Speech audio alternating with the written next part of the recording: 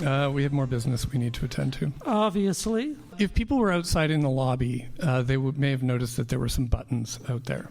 Right. Yeah, and some of the buttons said pounded by duplexes. Nobody wants to be pounded by duplexes. Nobody does. So that's an old bit of Queen City Improvement Bureau lore that we keep referring to, and I don't know if everybody knows what we're referring to. Well, we should explain to everybody what we're referring to. Yeah. Because they're laughing, but I don't think they know what they're laughing at. I don't think they do. I think they're just opening their mouths and making sounds. So we should give them context. Okay, let's do that. Yes. Yeah. Okay. So, pounded by duplexes. A long time ago, right now you may all be aware that we're going through this housing accelerator fund stuff where the city's getting a bunch of money to modernize its zoning code and upzone the city. We're going to get rid of exclusionary zoning and make it possible for people to build fourplexes, threeplexes, duplexes. This is not the first time that we've gone through all of this. Back in 2019, we updated our zoning bylaw with a thing called Zone Forward. And that would have actually gotten rid of this thing called R1 zoning, which is the thing that says that you can only build single-family homes in single-family neighborhoods. And it would have made it possible for people to build duplexes. And somebody came forward at one of these meetings, a delegation, and they fought this vociferously. Because there is something that they did not, there was an outcome that they did not want. Yeah. Do we have, and it we was have this. The clip? We do. Oh, yes. Pounded by duplexes and... So actually, you know what? I'm going to play the whole clip. But yeah, here we go. Where we live, every home is a single detached home in terms of accommodation, so people take care of their properties. I don't want to be pounded by duplexes and semi-detached and neighbors that would add granny shacks on the back and bring in other families. I don't want that. So. This has plagued me. Now, by the way, this sound here. Pounded by duplexes. And you can actually, if you go to the Queen City Improvement Bureau website, queencityib.com. Not Irritable Bowel Improvement Bureau. Yeah. Stop making that mistake. Yeah. So if you go there and you go into our memos section, you can find a ringtone that goes like this. Pounded by duplexes and... Funny story, I actually had it on my phone as the ringtone, and I went to like a community meeting, and I realized the guy behind me was this guy.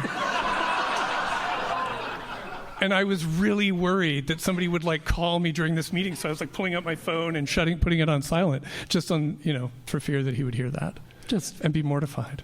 I think he's plenty mortified already. Yeah. Being pounded by duplexes. Right? Yeah. I mean, there are duplexes in this city, so you never know when they might come around the corner. Yeah. And with the housing accelerator fund, they're on wheels or accelerate. You get it.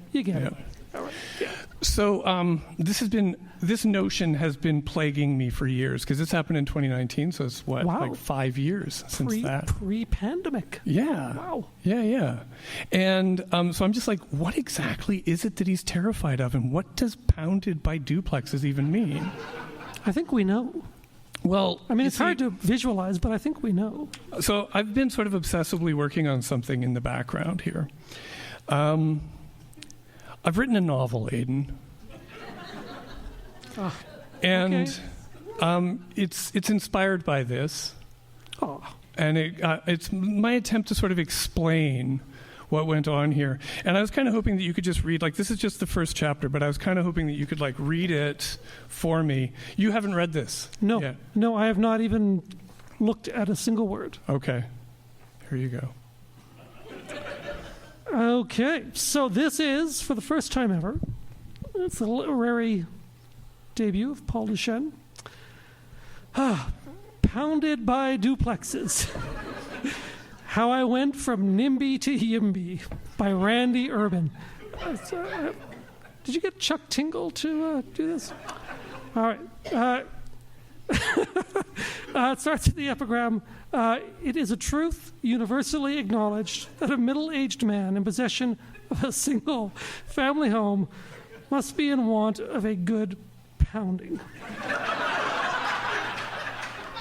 Jane Austen. I looked it up. That's real. I believe you. I believe you. All right. I hope everybody's ready. My name is Brian White. I'm fit, still handsome, always clever, well-to-do. I own a comfortable split level and Rough Rider season tickets. You know, if you were really on this, you would like put in details about his height, his abs. But anyway, let's keep going. Well, there'll be draft time. Oh no, things were good. I possessed all the best blessings of existence, as they say, and I'd lived nearly 60 years in this crazy world with very little to distress or vex me.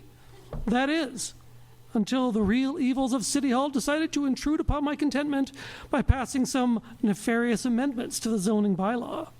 They said they were ending exclusionary zoning.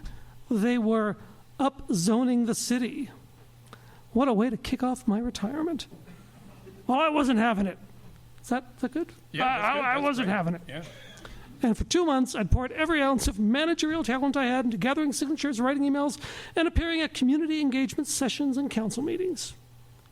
You know what this will do to our quiet community, don't you? I hope you like the voice.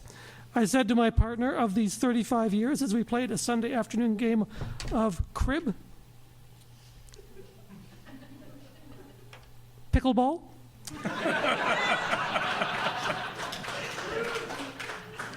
People take care of their properties here, but developers don't care.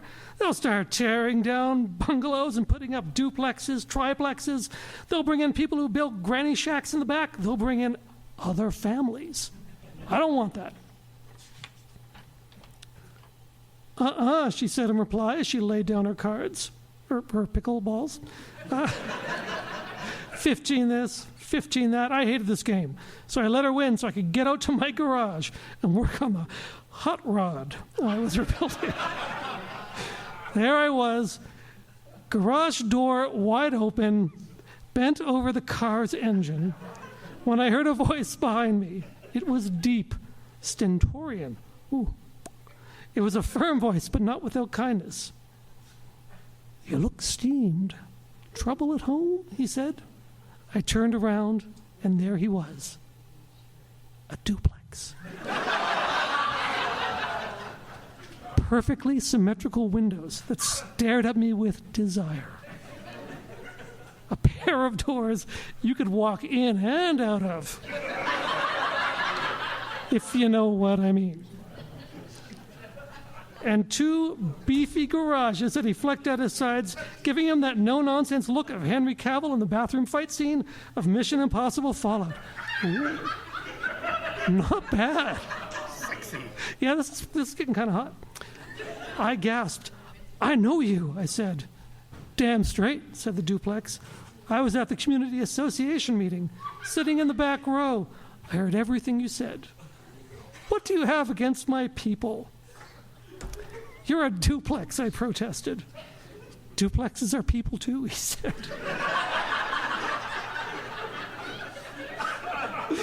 Oh. Nothing, I stammered, just all the changes. They're scary. Oh, I get it. You're the top man at the homeowners association meetings and the pickleball league. But deep down, you're a suburbanite. You know what your problem is? The attitude of his front windows softened. His veranda puckered ever so subtly. He ran his tongue suggestively over his cobblestones. He purred these next words. You just need to get to know me. Oh, I do, I gasped, and fell into the gentle embrace of those strong, comforting twin garages. It was then that I discovered real desire for the first time in my life and was ready to take out a second mortgage. A second mortgage on love. Upzone me, I whispered. And that's all I'm going to read because this is a family performance. But thank you.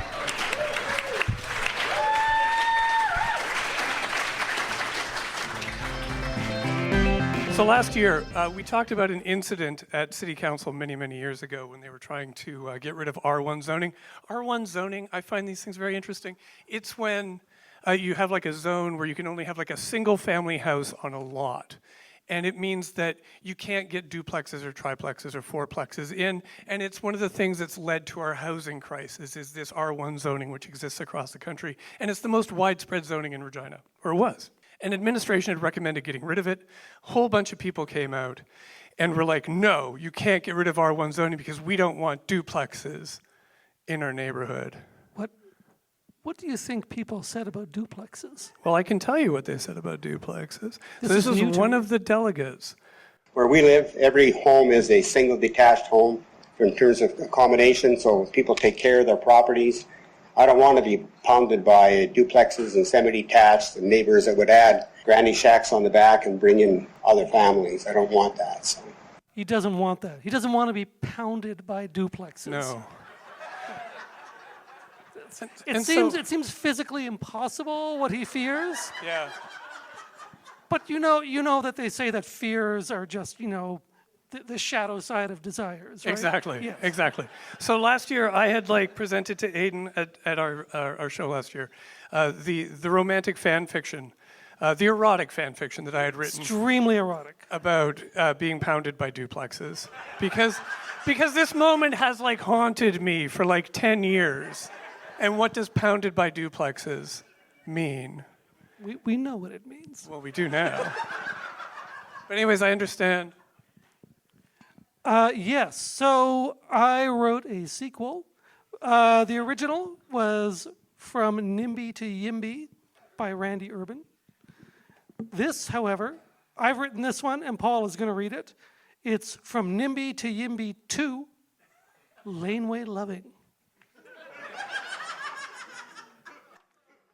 Sorry, we should have warned you about that change. I have not read this. This is the first time I am seeing this. I'm going to stand right here so I can be very close to Paul as he reads these words. Okay. It's long. It's about as long as yours was last year. Okay, from NIMBY to YIMBY 2, Laneway Loving. Dear QCIB, I normally don't write letters like this, but after what happened to me last week, I had to share with your listeners. My name is Brian White. I'm a fit, handsome guy in my mid-50s, 6'2", well-built for my age. But not to brag, but I really put the pickle in pickleball. I live with my wife out in the East End where there's room to sprawl. My split level packs a wide driveway for my F-150 and my Escalade, and a 2-car garage for my table saw and my wife's Artway supplies. Believe me, I've got the kind of lot that makes the neighbors turn their heads. Last week, I had to go down to Lakeview to pick up a power router for someone I contacted on Kijiji. The address looked a little funny, but I figured, hey, it's Lakeview.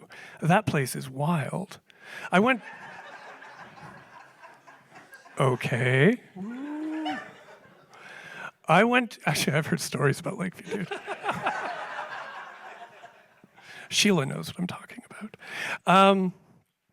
That place is wild. I went to a party on Cameron Street back in the 1980s, and I thought a guy was trying to pass me a marijuana cigarette. What?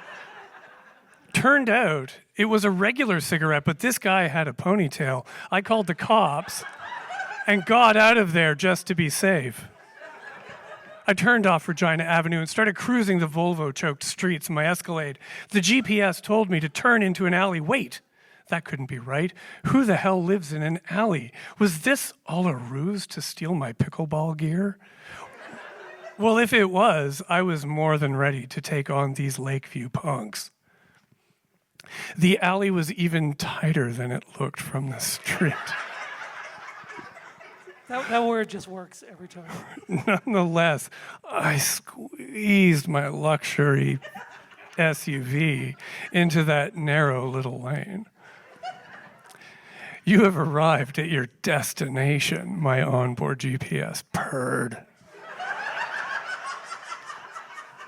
Was it my imagination, or was there a knowing smirk in that innocent phrase? That's when I saw it. a slinky laneway suite stretched out seductively over a 2-car garage.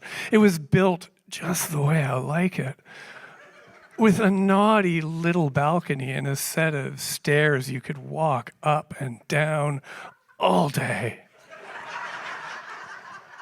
"Hey there, Brian," the suite whispered. "I've got your router right here.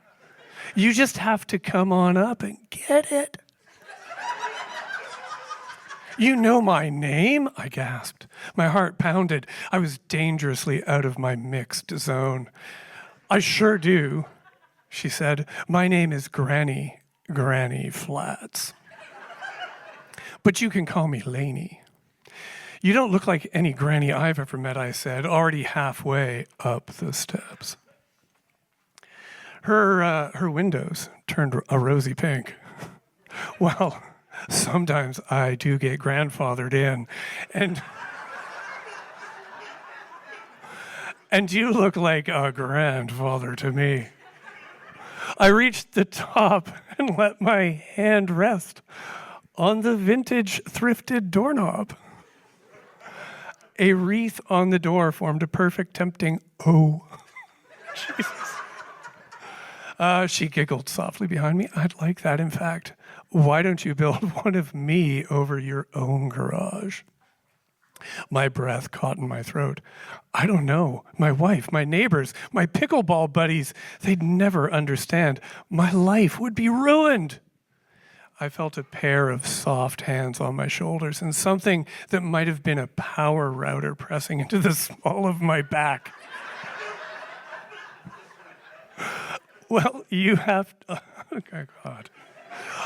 All you have to do is complete the backyard suite permit application package available on the City of Regina website. A full set of design guidelines and advisories." This is so hot. "A full set of design guidelines and advisories are included for your convenience. Incomplete submissions will not be accepted." "Do you promise to be gentle with me?" I asked. "I have angina." "I'll be gentle, up to a point," she whispered, her breath hot in my ear. "I know how much you like your sprawl, but sometimes, Brian, you need to submit to a little infill."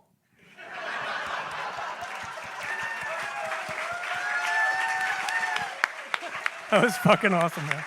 A fine reading. Thank you. All right. I've been waiting to use infill in a filthy context for like 10 years.